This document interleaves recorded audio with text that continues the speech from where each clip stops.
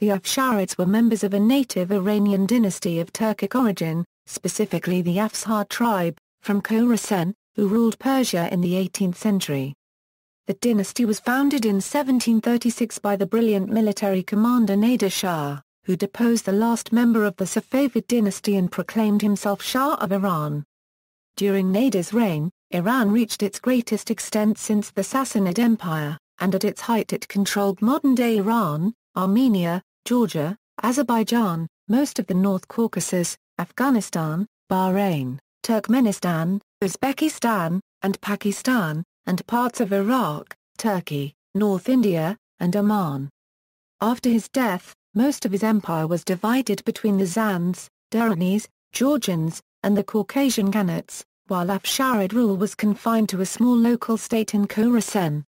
Finally, the Afsharid dynasty was overthrown by Mohammad Khan Qajar in 1796, who would establish a new native Iranian empire and restore Iranian suzerainty over several of the aforementioned regions. The dynasty was named after the Turkic Afshar tribe from Khorasan in northeast Iran to which Nader belonged. The Afshars had originally migrated from Turkestan to Azerbaijan in the 13th century. In the early 17th century, Shah Abbas the Great moved many Afshars from Azerbaijan to Khorasan to defend the northeastern borders of his state against the Uzbeks, after which the Afshars became native to those regions. Nader belonged to the Kirikli branch of the Afshars. Foundation of the dynasty. Nader Shah was born into a humble semi-nomadic family of an Afshar tribe of Khorasan, where he became a local warlord. His path to power began when the Ghilzai Mir Mahmud Hotarki overthrew the weakened and disintegrated Safavid Shah Sultan Hussein in 1722. At the same time, Ottoman and Russian forces seized Iranian land. Russia took swaths of Iran's Caucasian territories in the North Caucasus and Transcaucasia, as well as mainland northern Iran by the Russo-Persian War, while the neighboring Ottomans invaded from the west. By the 1724 Constantinople Treaty, they agreed to divide the conquered areas between themselves. On the other side of the theatre, Nader joined forces with Sultan Hussein's son Tahmasp II and led the resistance against the Ghilzai Afghans, driving their leader Ashraf Khan easily out of the capital in 1729 and establishing Tahmasp on the throne. Nader fought to regain the lands lost to the Ottomans and Russians and to restore Iranian hegemony in Iran.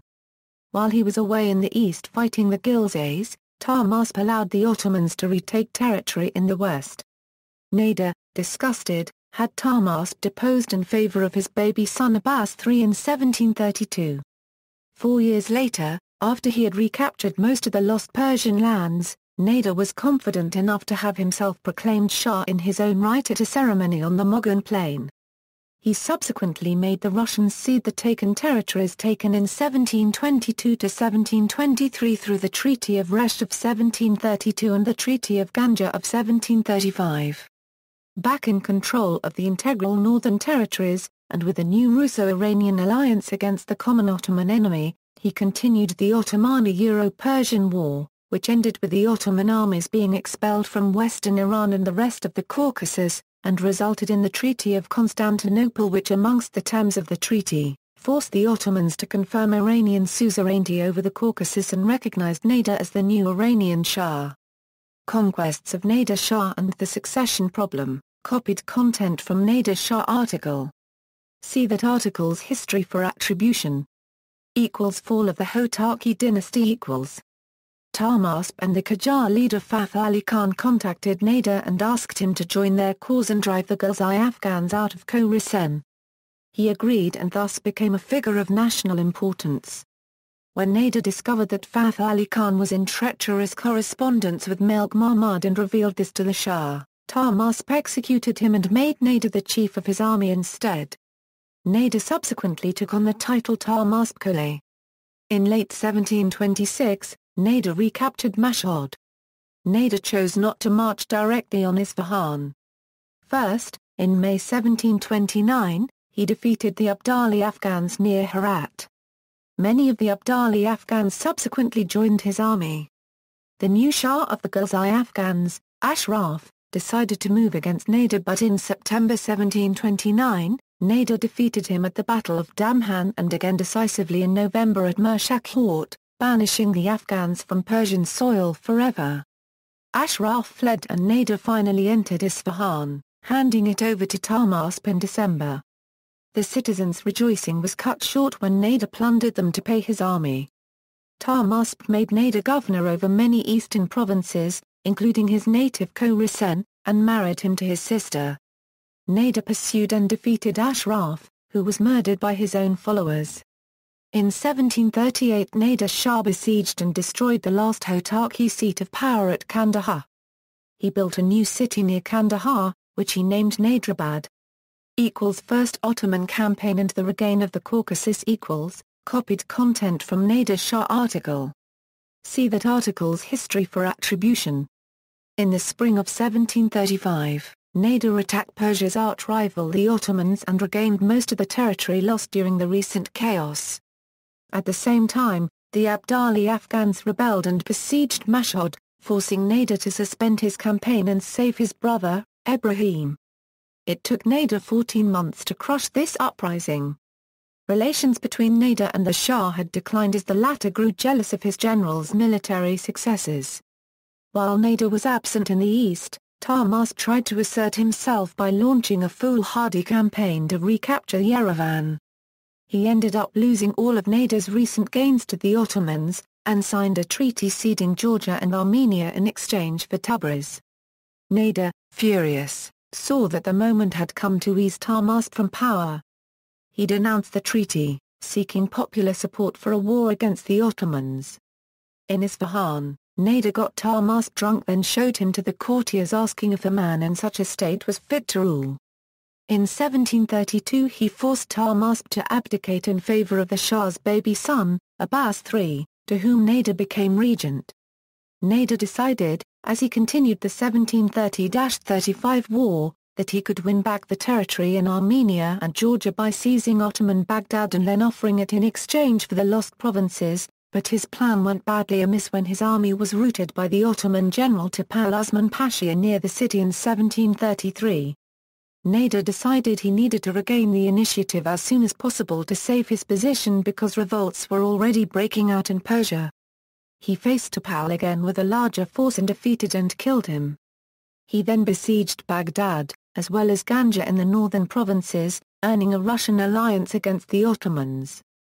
Nader scored a great victory over a superior Ottoman force at Yerevan, and by the summer of 1735, Persian Armenia and Georgia were his again.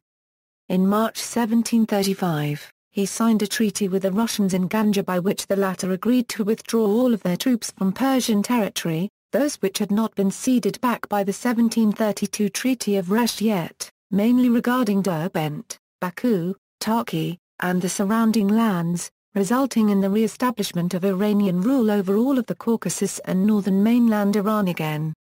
Nader becomes Shah copied content from Nader Shah article. See that article's history for attribution. In January 1736, Nader held a Kurultai on the Moghun Plain. The leading political and religious figures attended. Nader suggested he should be proclaimed the new Shah in place of the young Abbas III. Everyone agreed, mania if not mosta enthusiastically, the rest fearing Nader's anger if they showed support for the deposed Safavids. Nader was crowned Shah of Iran on March 8, 1736, a date which his astrologers had chosen as being especially propitious. Invasion of the Mughal Empire copied content from Nader Shah article. See that article's history for attribution. In 1738, Nader Shah conquered Kandahar, the last outpost of the Hotaki dynasty. His thoughts now turned to the Mughal Empire based in Delhi. This once powerful Muslim state to the east was falling apart as the nobles became increasingly disobedient and the Hindu Marathas of the Maratha Empire made inroads on its territory from the southwest. Its ruler Muhammad Shah was powerless to reverse this disintegration. Nader asked for the Afghan rebels to be handed over, but the Mughal emperor refused. Nader used the pretext of his Afghan enemies taking refuge in India to cross the border and invade the militarily weak but still extremely wealthy Far Eastern Empire, and in a brilliant campaign against the governor of Peshawar he took a small contingent of his forces on a daunting flank march through nearly impassable mountain passes and took the enemy forces positioned at the mouth of the Khyber Pass completely by surprise, utterly beating them despite being outnumbered 2-1. This led to the capture of Azi, Kabul, Peshawar, Sindh and Lahore. As he moved into the Mughal territories, he was loyally accompanied by his Georgian subject and future king of Georgia, Irakli II, who led a Georgian contingent as a military commander as part of Nader's force. Following the defeat of Mughal forces priorly, he then advanced deeper into India crossing the river Indus before the end of year. The news of the Persian army's swift and decisive successes against the northern vassal states of the Mughal Empire caused much consternation in Delhi, prompting the Mughal ruler, Mohammad Shah, to summon an overwhelming force of some 300,000 men and march this gigantic host north towards the Persian army. Nader Shah crushed the Mughal army in less than 3 hours at the huge Battle of Karnal on February 13, 1739. After this spectacular victory, Nader captured Muhammad Shah and entered with him into Delhi. When a rumor broke out that Nader had been assassinated, some of the Indians attacked and killed Persian troops. Nader, furious, reacted by ordering his soldiers to plunder and sack the city. During the course of one day 20,000 to 30,000 Indians were killed by the Persian troops, forcing Muhammad Shah to beg Nader for mercy. In response, Nader Shah agreed to withdraw, but Muhammad Shah paid the consequence in handing over the keys of his royal treasury, and losing even the peacock throne to the Persian emperor. The peacock throne thereafter served as a symbol of Persian imperial might. It is estimated that Nader took away with him treasures worth as much as 700 million rupees. Among a trove of other fabulous jewels, Nader also gained the Koh-i-Noor and Durranis diamonds. The Persian troops left Delhi at the beginning of May 1739. Nader's soldiers also took with them thousands of elephants, horses and camels, loaded with the booty they had collected. The plunder seized from India was so rich that Nader stopped taxation in Iran for a period of 3 years following his return. Nader attacked the empire to, perhaps, give his country some breathing space after previous turmoils. His successful campaign and replenishment of funds meant that he could continue his wars against Iran's arch-rival and neighbor, the Ottoman Empire. The North Caucasus, Central Asia, Arabia, and the Second Ottoman War. The Indian campaign was the zenith of Nader's career. After his return from India, Nader fell out with his eldest son Reza Khalimta, who had ruled Persia during his father's absence. Having heard a rumor that Nader was dead, he had prepared to seize the throne by having the Safavid royal captives, Tahmasp and his son Abbas, executed. Nader was not pleased with the young man's behavior and humiliated him by removing him from the post of viceroy. Nader became increasingly despotic as his health declined markedly. Nader had left his son Reza Khalimta to rule Persia in his absence. Reza had behaved high-handedly and somewhat cruelly, but he had kept the peace in Persia. Having heard rumors that his father had died, he had made preparations for assuming the crown. These included the murder of the former Shah Tahmasp and his family, including the 9-year-old Abbas III. On hearing the news, Reza's wife, who was Tahmasp's sister, committed suicide. Nader was not impressed with his son's waywardness and reprimanded him, but he took him on his expedition to conquer territory in Transoxiana. In 1740 he conquered Khanate of Khiva. After the Persians had forced the Uzbek Khanate of Bokhara to submit, Nader wanted Reza to marry the Khan's elder daughter because she was a descendant of his hero Genghis Khan, but Reza flatly refused and Nader married the girl himself. Nader also conquered Khorasan on this expedition into Central Asia. Nader now decided to punish Dagestan for the death of his brother Ibrahim Qoli on a campaign a few years earlier. In 1741, while Nader was passing through the forest of Mazandaran on his way to fight the Dagestanis, an assassin took a shot at him but Nader was only lightly wounded. He began to suspect his son was behind the attempt and confined him to Tehran. Nader's increasing ill health made his temper ever worse. Perhaps it was his illness that made Nader lose the initiative in his war against the Lezgin tribes of Dagestan. Frustratingly for him, They resorted to guerrilla warfare and the Persians could make little headway against them. At the Battle of Andalal and the Battle of Avaria, Nader's army was crashingly defeated and he lost half of his entire force, as well forcing him to flee for the mountains. Though Nader managed to take most of Jestam during his campaign, the effective guerrilla warfare as deployed by the Lezgins, but also the Avars and Laks made the Iranian reconquest of the particular North Caucasian region this time a short-lived one. Several years later, Nader was forced to withdraw. During the same period, Nader accused his son of being behind the assassination attempt in Mazandaran. Reza angrily protested his innocence, but Nader had him blinded as punishment, although he immediately regretted it. Soon afterwards, Nader started executing the nobles who had witnessed his son's blinding. In his last years, Nader became increasingly paranoid, ordering the assassination of large numbers of suspected enemies. With the wealth he gained, Nader started to build a Persian navy. With lumber from Mazandaran, he built ships in Bushehr.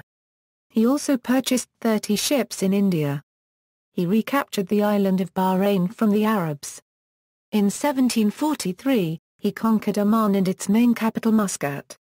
In 1743, Nader started another war against the Ottoman Empire.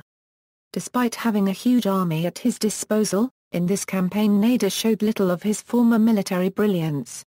It ended in 1746 with the signing of a peace treaty, in which the Ottomans agreed to let Nader occupy Najaf. Afsharid military, see Military of the Afsharid dynasty of Persia. Religious policy, copied content from Nader Shah article. See that article's history for attribution. The Safavids had introduced Shah Islam as the state religion of Iran. Nader was probably brought up as a Shia but later espoused the Sunni faith as he gained power and began to push into the Ottoman Empire. He believed that Safavid Shi'ism had intensified the conflict with the Sunni Ottoman Empire. His army was a mix of Shia and Sunni and included his own Qizilbash as well as Uzbeks, Afghans, Christian Georgians and Armenians, and others. He wanted Persia to adopt a form of religion that would be more acceptable to Sunnis and suggested that Persia adopt a form of Shi'ism he called Ari, in honor of the sixth Shah Imam Jafar al-Sadiq. He banned certain Shia practices which were particularly offensive to Sunnis, such as the cursing of the first three caliphs. Personally, Nader is said to have been indifferent towards religion and the French Jesuit who served as his personal physician reported that it was difficult to know which religion he followed and that many who knew him best said that he had none. Nader hoped that Jairism would be accepted as a fifth school of Sunni Islam and that the Ottomans would allow its adherents to go on the Hajj, or pilgrimage, to Mecca, which was within their territory. In the subsequent peace negotiations, the Ottomans refused to acknowledge Jairism as a fifth mazhab but they did allow Persian pilgrims to go on the Hajj. Nader was interested in gaining rights for Persians to go on the Hajj in part because of revenues from the pilgrimage trade. Nader's other primary aim in his religious reforms was to weaken the Safavids further since Shah Islam had always been a major element in support for the dynasty. He had the chief mullah of Persia strangled after he was heard expressing support for the Safavids. Among his reforms was the introduction of what came to be known as the Kola-i-Nadari. This was a hat with 4 peaks which symbolized the first 4 caliphs. Civil war and downfall of the Afsharids. After Nader's death, his nephew Ali Khaili seized the throne and proclaimed himself Adil Shah. He ordered the execution of all Nader's sons and grandsons, with the exception of the 13-year-old Shahrukh, the son of Reza Quli. Meanwhile, Nader's former treasurer, Ahmad Shah Abdali, had declared his independence by founding the Durrani Empire in Khorasan. In the process, the eastern territories were lost and in the following decades became part of Afghanistan, the successor state to the Durrani Empire. The northern territories, Iran's most integral regions, had a different fate. In 1747, Iraqal II, who had been appointed king of Kakheti by Nader himself several years prior for his loyal service, declared independence and took control of neighboring Kartli as well. He would unify both several years later in the kingdom of Kartli-Kakheti, and become the new Georgian king of a united eastern Georgia for the first time in 3 centuries. Under the successive Qajar dynasty, Iran managed to restore Iranian suzerainty over the Georgian regions, until they would be irrevocably lost in the course of the 19th century, to neighboring Imperial Russia. Many of the rest of the territories in the Caucasus, comprising modern-day Azerbaijan, Armenia, and Georgian were taken over by local lords, who, until the advent of the Zands and Qajars, many of them often had semi-independent or quasi-independent self-rule, but stayed vassals and subjects to the Iranian king. Under the early Qajars, these territories in Transcaucasia and Georgian would all be fully reincorporated into Iran, but eventually permanently lost as well, in the course of the 19th century to Imperial Russia through the two Russo-Persian Wars of the 19th century. Adil made the mistake of sending his brother Ebrahim to secure the capital Isfahan. Ebrahim decided to set himself up as a rival, defeated Adil in battle, blinded him and took the throne. Adil had reigned for less than a year. Meanwhile, a group of army officers freed Sharak from prison in Mashhad and proclaimed him Shah in October 1748. Ebrahim was defeated and died in captivity in 1750, and Adil was also put to death at the request of Nader Shah's widow. Sharak was briefly deposed in favor of another puppet ruler Soliman II, but, although blinded, Sharak was restored to the throne by his supporters. He reigned in Mashhad, and from the 1750s his territory was mostly confined to Khorasan. In 1796 Mohammad Khan Qajar, the founder of the Qajar dynasty, seized Mashhad and tortured Sharak to force him to reveal the whereabouts of Nader Shah's treasures. Sharak died of his injuries soon after, and with him the Afsharid dynasty came to an end. Sharak's descendants continue into the 21st century under the Afshar Naderi surname. List of Afsharid monarchs: Nader Shah, Adil Shah, Ebrahim Afshar, Sharak Afshar. Family tree. See also, List of kings of Persia, List of Shia Muslims dynasties, Dissolution of the Afsharid Empire. References. External links: Afsharids, Encyclopedia Iranica.